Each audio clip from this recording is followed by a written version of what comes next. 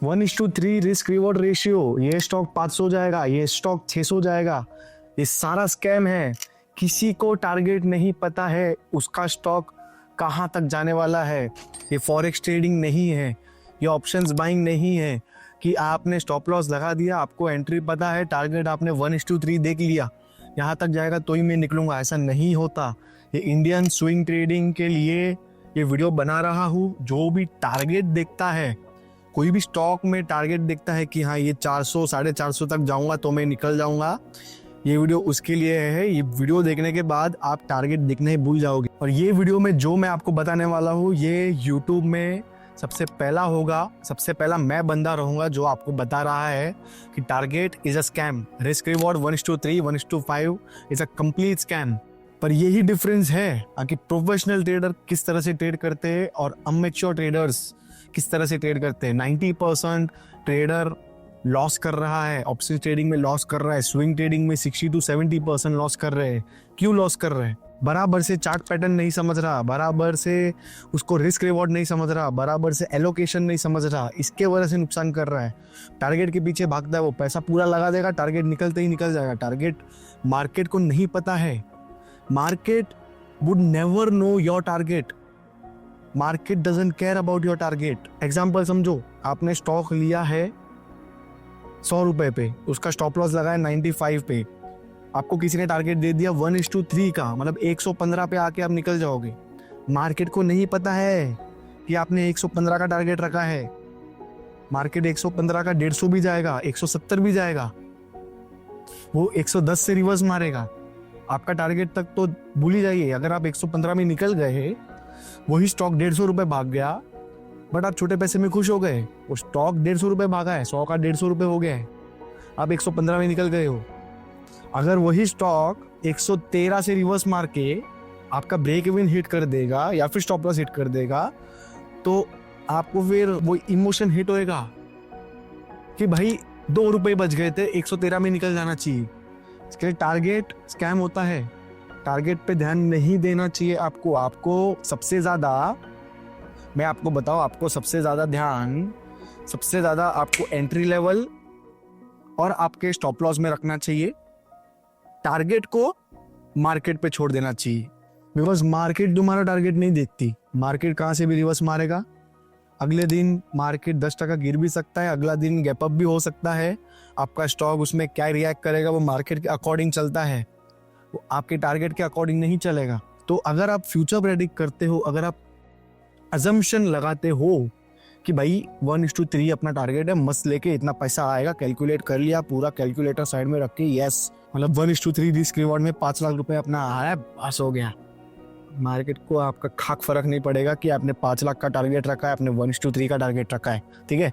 Professionals क्या use करते हैं? Mark Minervini, Paul Tudor Jones, Dan Zanger, इतने अच्छे अच्छे प्रोफेशनल स्विंग ट्रेडर्स है, यूएस चैंपियन रह चुके हैं। 1000% गेन दिया है उन्होंने 1 साल के अंदर। टारगेट के बेसिस पे थोड़ी दिया 1000% गेन, नहीं ना। 1:3 रखते, अगर टारगेट उनका 1:3 होता तो 1000% गेन कहाँ पहुंचता उनका? 100 साल लग जाते उनको। ऐसा नहीं होता है। All the professional swing traders, even Indian professional swing trader, जो जिनको मैं जानता हूँ, जिनको मैंने स्टडी किया है, जिनको मैंने देखा है, मैंने सीखा है उनसे, कोई टारगेट यूज नहीं करता, कोई टारगेट का नाम भी नहीं लेता। जो भी टारगेट बोलता है ना आपको, ये स्टॉक का टारगेट इतना है, या फिर वो ब्रोकरेज हो या फिर वो ट्रेडर हो, 1:5 का टारगेट दे रहा है, उसको खुद को नहीं पता है कि ये टारगेट पहुंचेगा कि नहीं। वो सिर्फ प्रेडिक्ट कर रहे हैं, और प्रेडिक्शन इज ऑलवेज 50-50, ठीक है। 50-50 6 बार में सही में चला सकता है, 7 बार में गलत भी जा सकता है। 6 बार में सही गया, आप सोचोगे वाह ये ब्रोकरेज बहुत अच्छा है, वाह ये ट्रेडर बहुत अच्छा है, इसका टारगेट हिट होता है, इसने स्टॉक बोला था 500 ही छुआ वो, पर उसके बाद 7 बार गलत भी होता है उनका। इसके लिए बता रहा हूँ, प्रेडिक्शन इज ऑलवेज 50-50। कोई भी आपको बताएगा टारगेट ये है, 50-50 ही है वो। आपको प्रेडिक्शन पे ध्यान नहीं देना है, आपके एंट्री लेवल और आपका स्टॉप लॉस, ये सबसे ज्यादा ध्यान देना है आपको। आपका कैपिटल एलोकेशन, आप कौन से मार्केट में लगा रहे हो, मार्केट साइकिल, ये चीज बहुत ही ज्यादा इंपॉर्टेंट है टारगेट से। टारगेट किसी को नहीं पता है, टारगेट मार्केट को भी नहीं पता है कि वो कहाँ से घूमेगा। और मैंने जिस तरह से बात की, जितने भी प्रोफेशनल ट्रेडर्स हैं, स्विंग ट्रेडर हैं, वो टारगेट यूज नहीं करते, एक ही चीज यूज करते हैं, वो है ट्रेलिंग स्टॉप लॉस। ठीक है, 100 रुपए में आपने खरीदा, 115 हो गया, आपने trailing stop loss break even पे लेके आके 100 रख दिया। वहां से आपको पता है स्टॉक नीचे आ रहा है, 113 से घूम रहा है, 115 से घूम रहा है, नीचे आ रहा है, आपने वापस स्टॉप लॉस आपका 100 रुपए से ब्रेक इवन से 110 पे लेके आ गए, नीचे हिट हुआ तो आप 10 रुपए कमा के निकल जाओगे। ठीक है, अब 15 का वेट नहीं करोगे, वहां पे 15 से तो आपको मिलेगा ही नहीं, नीचे आ गया 110 में निकल गए, 100 रुपए का 150 चला गया, आपने आपका स्टॉप लॉस 130 लेके आ गए, नीचे भी आता है तो आप 30 रुपए लेके निकलोगे। आप 15 रुपए में खुश नहीं हो जाओगे कि भाई मैंने 15 रुपए कमाए, नहीं, ट्रेलिंग स्टॉप लॉस यूज करना होता है। ट्रेलिंग स्टॉप लॉस का तरीका 2 है, आप मूविंग एवरेज का इस्तेमाल कर सकते हो, या फिर 10 मूविंग एवरेज का लगा के चार्ट में, या फिर 5 मूविंग एवरेज का। जब तक वो 5 मूविंग एवरेज के ऊपर चल रहा है चार्ट, आप तब तक होल्ड रखोगे, नीचे आके बेस फॉर्मेशन किया, आप बेस के नीचे अपना ट्रेलिंग स्टॉप लॉस लगाओगे, वापस से वो ऊपर जा रहा है तो ठीक है, आपका स्टॉप लॉस तो लग गया है, फिर उसको और भागने दीजिए, फेल हो गया, नीचे आ गया तो आपका ट्रेलिंग स्टॉप लॉस में आप निकल जाओगे। या फिर आप हायर हाई हायर लो पे अपना स्टॉप लॉस लगा सकते हो, हायर लो पे स्टॉप लॉस लगा सकते हो। जिस तरह से हायर लो बनता रहेगा, ऊपर ऊपर ऊपर ऊपर, स्टॉप लॉस आपका ऊपर ऊपर ऊपर ऊपर। मूविंग एवरेज के साथ चलिए, मूविंग एवरेज जितने भी बार छुएगा, 10 मूविंग एवरेज को स्टॉक छूता है, उसके नीचे स्टॉप लॉस लगा दीजिए, वापस ऊपर जाएगा, वापस छुएगा, उसके नीचे लगा दीजिए, इसे कहते हैं ट्रेलिंग स्टॉप लॉस। मार्क मिनरविनी ने 1000% गेन इसी तरह किया है, यूएस चैंपियन इसी तरह बना है। टारगेट नहीं देखता वो 115 पे नहीं निकलता, 200 जाता ना, वो 180 पे निकलता।